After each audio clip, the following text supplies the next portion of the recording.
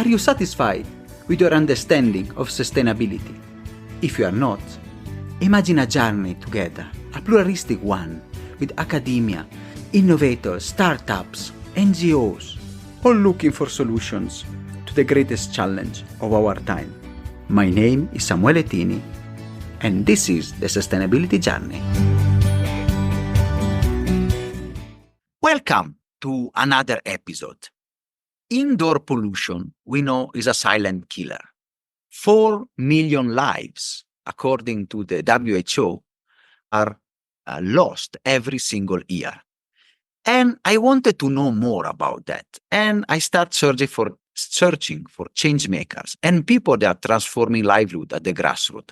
And I found somebody who is in Kenya and in Africa as well, trying to work and to solve this problem, fostering clean energy and fighting indoor pollution. And today we are here. I'm pleased to have the CEO and founder of Barn, Peter Scott. Peter, thank you so much for being here with us today. Thanks, Samuel. It's pleasure to be here. Looking forward to it. Peter, we understand the important role of Barn and your work that is changing livelihoods and transforming lives. But our usual question in the show, who is Peter? What is your sustainability journey? Well, when I was 14, I told my mom I was going to save the world. And she said, well, of course you are. And so I've been trying to do that ever since. In 1990. And here you are.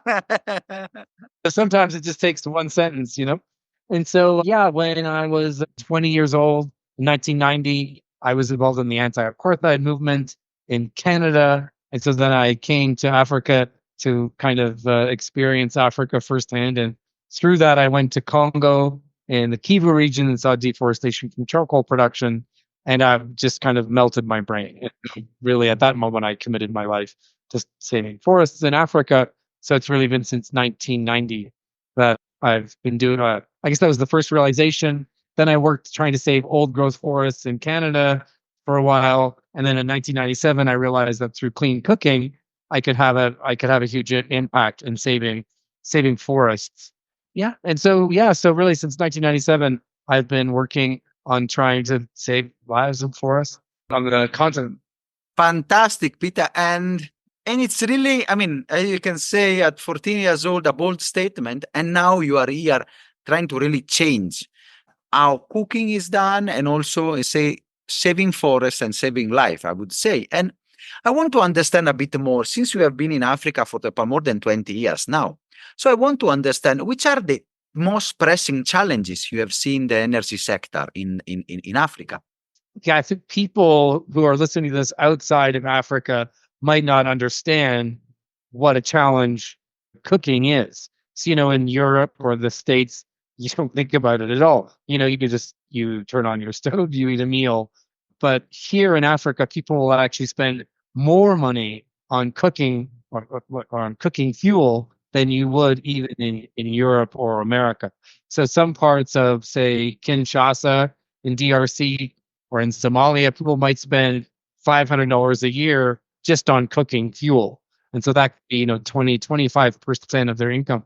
So, it's bankrupting families. That charcoal is obviously destroying forests, and all the indoor air pollution is responsible for killing roughly 500,000 women and children just in Africa. So you said 4 million globally, but just from indoor air pollution, just from cooking in Africa is more than 500,000, which, is more than HIV and malaria. So I see again that people are it's just you can't wrap your head around it because how that cooking can have that impact. But I think what's amazing and exciting is that we really now have the tools and the ability to really transform that. So we make wood stoves and charcoal stoves and LPG stoves, but I think the most exciting thing is our new electric suite. So in a place like Kenya, 9 million households, something like 45 million people use electricity. They have electricity, but they don't cook with it. And so if you were successful in rolling out electric cooking in Kenya, that means they wouldn't have to burn any wood, any charcoal, any kerosene, any LPG, any ethanol. All the fuel, the electrons is already in their house. So just like how Kenya or Africa sort of jumped over landlines and went straight to cell phones, we're just going to see the same thing happening here. They're going to go right from a three-stone fire to induction cooking. And I think that's and so Kenya should be the leader in it, and they will be the leader in it. And there's many countries in Africa that will quickly transition to electric cooking, which is so that's very exciting. That didn't exist a few years ago. Fantastic. And for our listeners, from people as you said, because our main listenership draws from US or UK or Europe, can you explain a bit how you have from your path and your journey from the forest, from Congo, and now you have come to found Barn, and which is the mission for your company? Oh, well, the mission is saving lives in forests through the design and manufacture. We're about 3,500 employees. We make about 250,000 stoves every month. So that's not per year, that's per month. And then we do home delivery in 9 countries. So it's a big empire that we're now running because obviously you can imagine we consume, hundreds of tons of steel, thousands of tons every month. But process that steel, turn it into a life-changing product, and then deliver it to these 9 countries, and then deliver it to people's homes, and then track it for 7 years to generate carbon credits. And so Burn is now the largest modern cookstove company in the world. And I think, we're sort of universally recognized as being the leaders on the planet. So, the stoves we make here are not just sold in Africa, we sell them across the world. And so not only are we kind of revolutionizing how people cook in Africa, we're revolutionizing how people are thinking about manufacturing in Kenya. The great is 95% renewable. So we can both use electricity for cooking, but also using it for manufacturing. So you look at other countries, China, Indonesia, India, their grid is maybe 30% renewable. And so, we just have a huge opportunity in sub-Saharan Africa. So you have mentioned that the experience for people like us that live here, then when you go in the villages, you see the mamas usually cooking on the three stone. So and the smoke and others. So which models are okay? You have mentioned if you can tell us which models you have along the years created and built in Kenya on to respond to the challenge of clean cooking. So the original product that we made was the world's most fuel efficient charcoal stove. And so not because we love charcoal, because that's the fuel that people had access to. So we said if people are going to use charcoal, it's in the best possible stove. So that really kind of was the bread and butter flagship product for us. Then in 2018, we launched the world's most fuel efficient natural draft portable wood stove. And so that obviously was targeted to rural areas where people rely on firewood. And then since then, we've added the LPG stove, a suite of electric stoves, electric cookware, institutional stoves, an ethanol stove. Yeah, it's a whole range of products that we now produce. There's probably something like 12 different SKUs, like unique products that we have. But yeah, if the way we think about Africa, it's about 1.3, 1.4 billion people, and so there's about 600 million people, 150 million people that just rely on firewood, and they really don't have access to anything else. They couldn't afford LPG. They're not connected to the grid for the most part. So you have to give those people the best possible wood stove. And so we have a new line of wood stoves that generate their own electricity and have data logging and fans. And so that we're at the forefront of that revolution. People think of burning wood as bad, which is a bit sort of strange. Like wood is or can be a renewable, high quality fuel. It has half the energy of petrol. And so if you burn it properly, then that's a really great sustainable fuel. LPG obviously is a fossil fuel, comes from the Middle East. It's produces greenhouse gases. So, wood and agricultural waste can be great fuels. But the key is to burn them as efficiently as possible. So, like a three-stone fire, like you're talking about the mamas in the village, that stove is probably something like 14% efficient. So 86% of the energy of a three-stone fire goes into the cook and not the food. So that's we can do a much better system than that. Like we can get like 51, 54%, but basically 4 times the efficiency. Yeah. And again, so they said, like in Europe, maybe people think, oh, they should stop burning wood today and only use LPG or electric. That's just not going to happen. There's only about maybe 10% of the continent is using electricity and LPG and those types of fuels. 90% of the continent is still wood and charcoal. So it's going to a transition. The weird thing about Africa, unlike every other continent, is the amount of people relying on biomass is actually increasing, not decreasing. Yeah. So by 2050, there'll be your 1.7 billion people just using biomass. Yeah. So the arc is not like, oh, next week everyone's going to be on LPG or electric. They're going to be using biomass, and so you're going to have to come up with the most fuel efficient biomass stoves you possibly can during this century of transition. And that's why I really like the model, because you have the electric, let's say, targeting people that are already connected, but also efficient for targeted for villages. And I want to ask a bit more. How does it work, your business model? Do you sell directly to consumer? Do you distribute? And then we can discuss also the carbon credit part. So, but the first one about what is your business model? You sell direct to consumers or you use intermediaries? We have a number of different models. So, in some cases, we just sell through supermarkets like Navis or Quick Mart, whatever. So we just sell through retailers. That's one model. In another model is where we sell B2C, or like direct to customer. So that's, we have about 1,500 agents around the continent that sell and delivery to the home.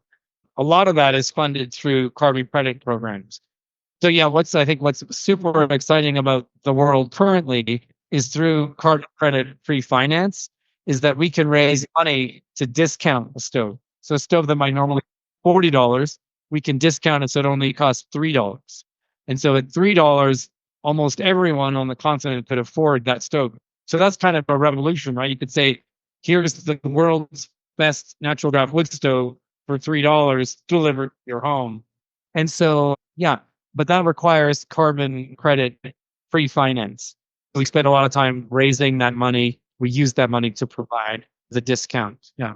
And then we'll also sell to, other carbon credit project developers around the world. And I want to ask this about the carbon, because the carbon credit, we have discussed it into the podcast with others. Usually it is a heated debate. Some people point like you, the positiveness. So some others, there was some lot of article discussing. So how do you see that? How do you see this debate about carbon credits? And how the carbon credits are helping? If I have understood correctly, your manufacturing cost in Nairobi at your factory is $40, but then you can sell thanks to carbon credit at $3, so to have an uptake also for the rural villages, so to make it affordable. So how this is also, but this, some people will say, this is mitigation, adaptation, avoidance. Is it something in this debate? Where do you position yourself in this debate and the critics that carbon had at it recently? Well, of course, the media tends to focus on the negatives. And I think in some people that are just have a bent against carbon credits, you can't argue that 500,000 women and children are going to die this year from breathing indoor air pollution, and we can stop that. So we could take that $40 and really transform that person's life and save the forest. Like, people might have debates about the wood, where the wood is consumed from, but you got to look at, say, Kinshasa again. 20 million people, all burning charcoal. That's all coming from the second largest rainforest, and they're liquidating the rainforest to cook their meals. You can't imagine 20 million people cooking 3 meals a day out of charcoal. It's, millions of tons of forests that are being destroyed. So carbon finance is this beautiful system that will allow us to stop that. Without carbon finance, I can't bring any stoves to Kinshasa. You're great, be against carbon finance, but then that means you're pro destroying Virunga, the Congo Basin. You're pro killing women, and then they have to cook over a 3-stone fire that will kill them. Yeah, so obviously we strongly believe that carbon credits and carbon credit financing is going to be transformational for the South. It actually would be a massive transfer of wealth to the continent. And Burn is unique in that we don't distribute profits. So any money that we generate for carbon credits, we just roll that back in to do more stoves and more projects. The fact that Burn recycles profits back into Africa, not every carbon project developer would do that. Some of that wealth might be taken off the continent and brought into Europe somewhere else. So, yeah, there's the potential for billions of dollars to come to the continent to be reinvested into development. And so that is absolutely transformational.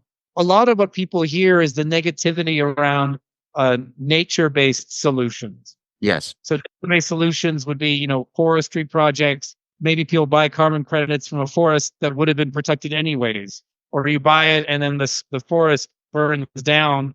And then so how do you know that that's going to be protected? The nice thing about avoidance credits is that in that moment, nobody burned that wood. Like in that moment, we'll use 75% less wood than they otherwise would have. So in that moment, we'll consume less. Yeah, of course, it's always like any system needs to be improved. Stoves are always improving.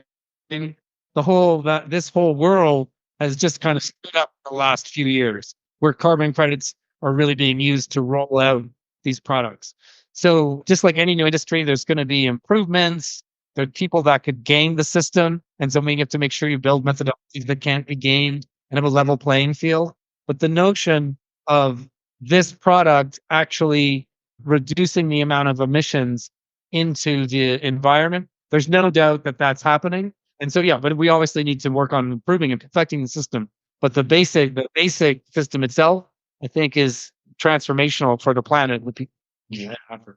And it's really, I really like what you say, that different to others, you really plow back every profit and everyone from the carbon into the production to roll out more stoves. And you have mentioned that you have the pre-financing, but also you work with developer. So how do you track also the data? Do you have a system, because you mentioned for 7 years you track the data and what? Do you have a system where you can demonstrate and generate these credits with your stoves? So I guess just two things to clarify that we touched on earlier. When you talked about the models that we use, so we also use a pay-as-you-cook, like financing in the home, so people can pay small amounts over a year. So with our electric products, that's how they're sold, make them more affordable. And then also just that, so both we sell to other carbon project developers, but we are also a carbon project developer ourselves. So we have carbon credit assets. So we do all of the issuance, the monitoring, the sale, all of those credits. And so in terms of monitoring it, yeah, so I mean, we've built our own in-house tech. So we have a system called a system called Nexus that we use for tracking those products. So, when they leave the factory, it's scanned with a QR code. When they go to the warehouse, other countries, they're scanned. Then when we deliver them in the home, the QR code is scanned again. And then we have 6 call centers across the continent that are doing, constant follow-ups. And then, of course, we bring in third-party auditors. Yeah, so it's an enormous body of work in terms of tracking those stoves and making sure people are using them. Yeah, and so we have a database with over 1 million customers in that database. Wow. And where are your customers? Because you have mentioned 9 countries. Which are your big market? I mean, apart from Kenya, our market here. Kenya, Somali region, Tanzania, Mozambique, Zambia, DRC, DR Congo, Nigeria, and Ghana, and also Senegal, Sierra Leone, a few other countries, but those are the big ones. Fantastic. And all served by the manufacturing hub here in Nairobi. It's a bit nuanced. Here, this is our global manufacturing hub. So we make finished goods here, but also kit. So those kits then get sent to some of our assembly facilities that are spread out across the continent. So 2 months ago, we opened our Nigeria facility. That's our largest assembly facility that will assemble 100,000 kits a month for Nigeria. So you also have an impact. You may say your impact is not only on the stove side, so the carbon and also the lives, but you are also bringing job creation in the country, in the continent, rather than importing already made stoves as other models from abroad.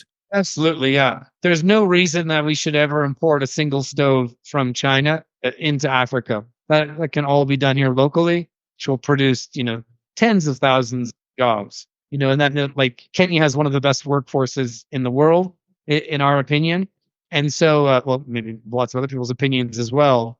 But 100%, this should be the global hub for manufacturing of clean cooking appliances. And this is also a change compared to some other model that I have seen where importation is there. So you also have a win-win part into the continent. And I want to ask a bit that which are the future steps? Where do you want to take Barn? So you said you have launched and ventured into the electric space. So which other space you want to touch in your journey? Yeah, I mean the LPG space is we're now entering into that. The cookware, so we make stainless steel induction cookware. So we just launched that production line. But the goal really is that every household in Africa will have one of our products. Mm. Yeah. So, that's a couple billion products. All manufacturing in the continent. So that's a bold statement. How many people do you employ in your global factory and all in the assemblies around in your other markets?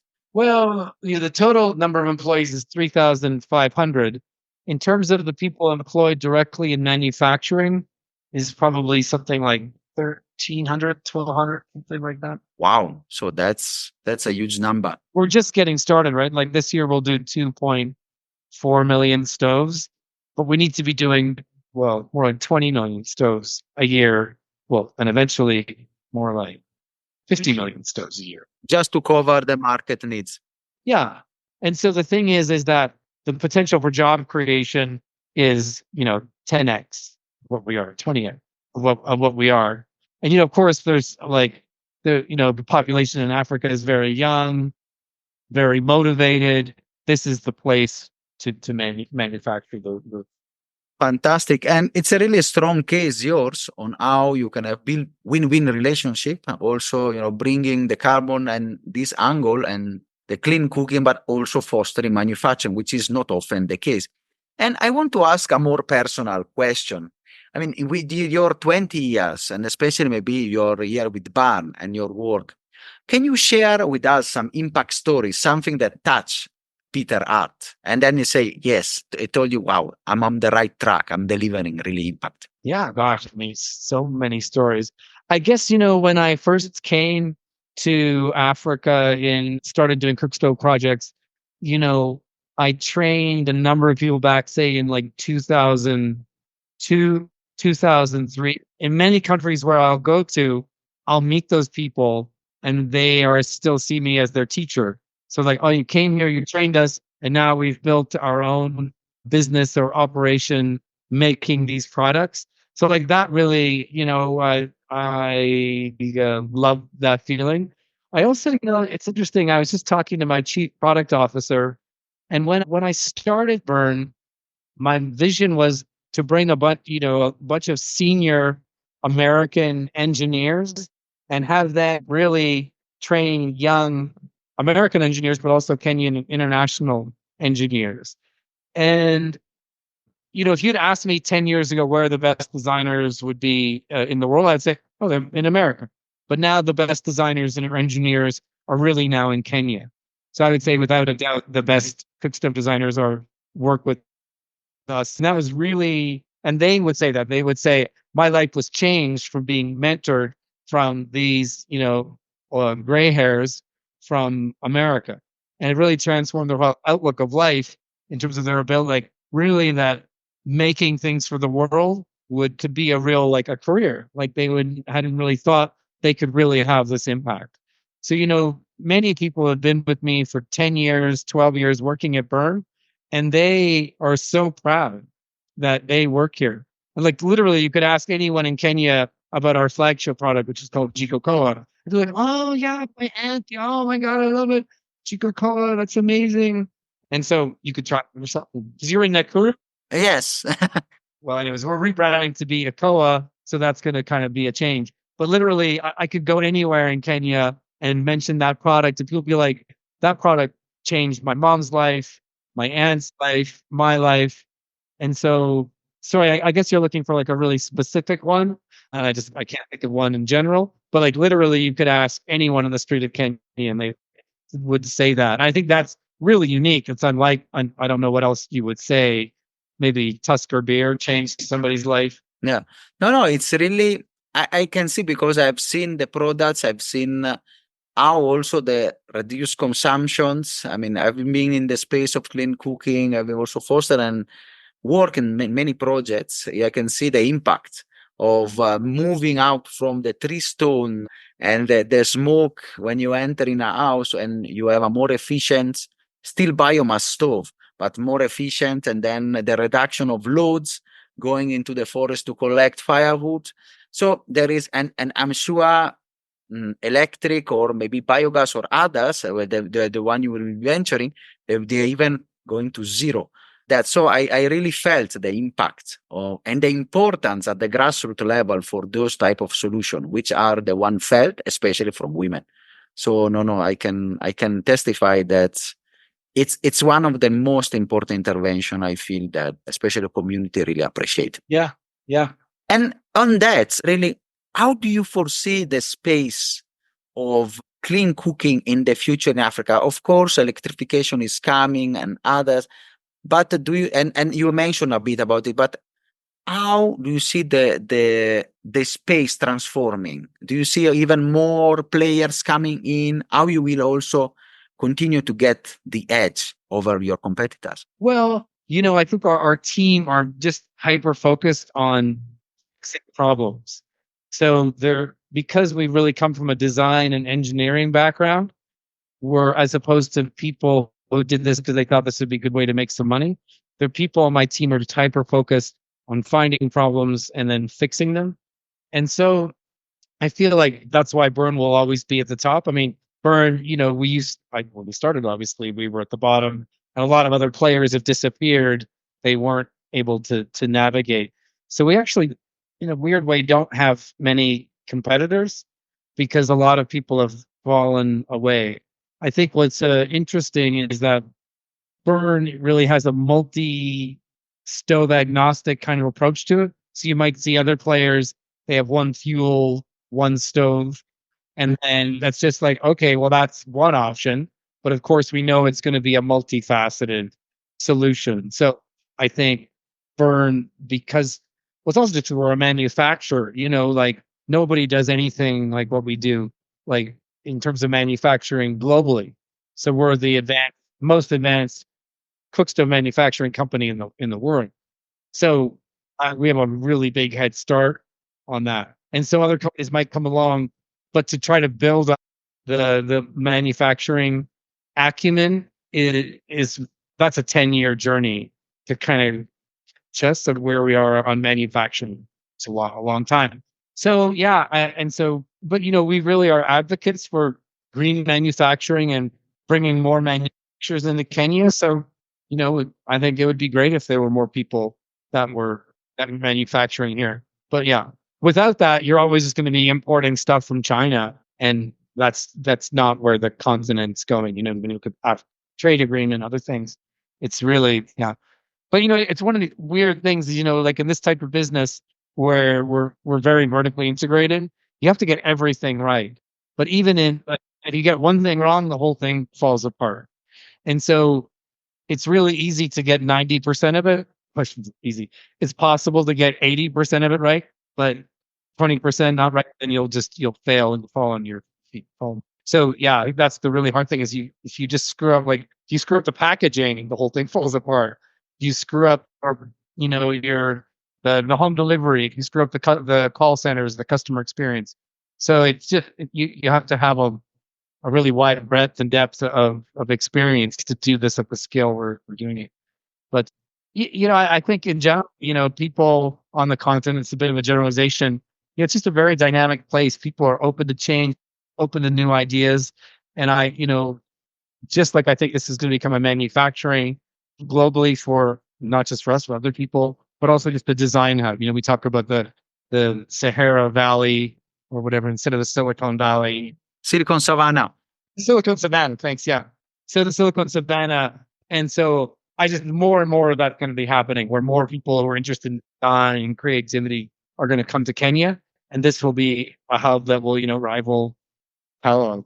And I want to ask a question a bit more on entrepreneurship in Africa. We have discussed in other episodes with the specific challenges, and some people also the misconception that sometimes what they call like the voids, the issues, the difficulties and the challenges. But you say also there is huge possibility and more. So which are the potential and the upside, especially, and which are also the your experience as an entrepreneur in Africa and particularly in Kenya? The upside and the drawbacks. We can say the challenges and opportunities. We can put them this way. Oh, I think just, globally, people have a very antiquated idea of Africa in general. They're just asleep at the wheel.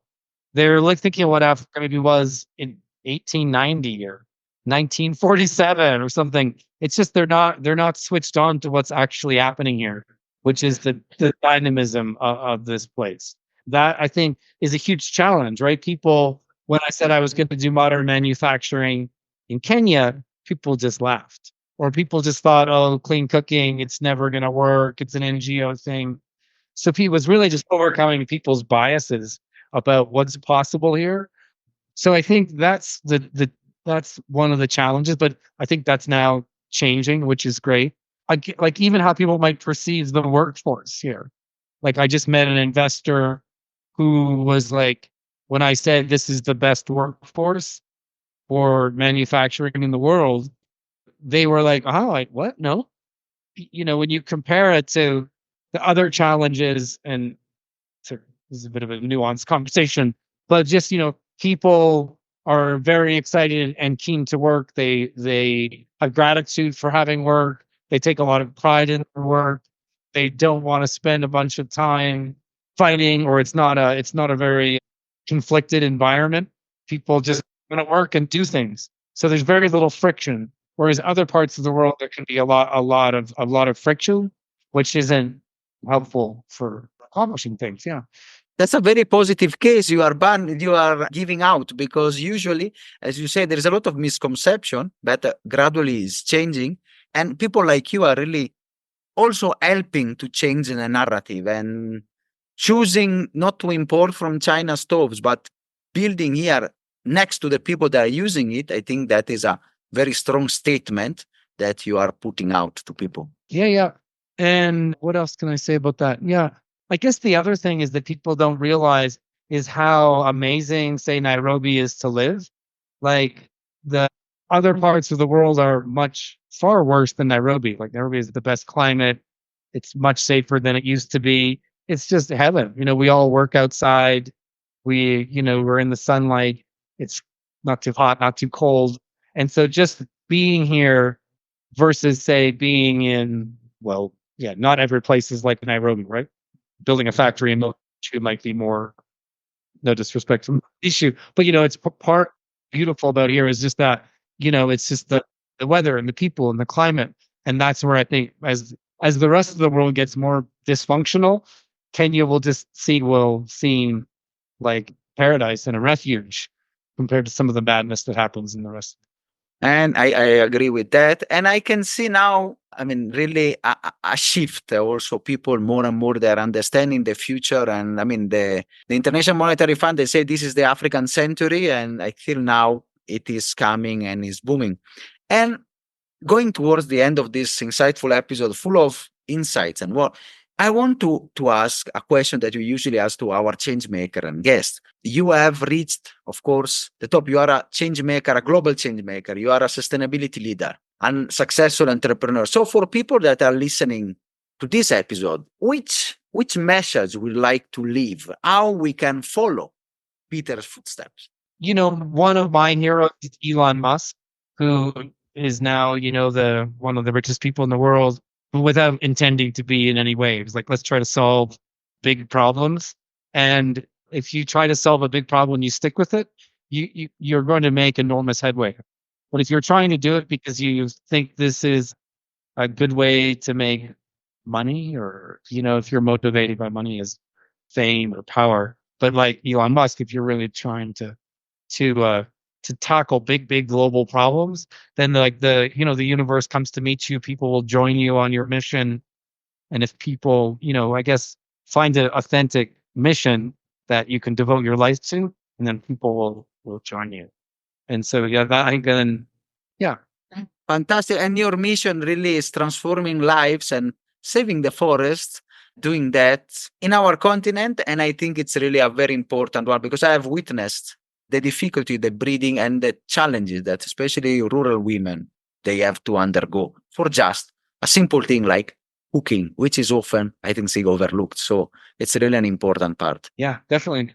Well, that's great. So thanks for having us on the podcast. And it was great. And I guess you'll share some links or something, but Yeah. well, we love having people join us. I think we hire a new person roughly every day at Burn. And so we invite people to join us on it. Fantastic. Make a team. We will put all the links in the description. It will be fantastic. So thank you so much, Peter. It's been a pleasure and honor. Let me stop the recording. Are you satisfied after this wonderful episode? Let's continue together our sustainability journey.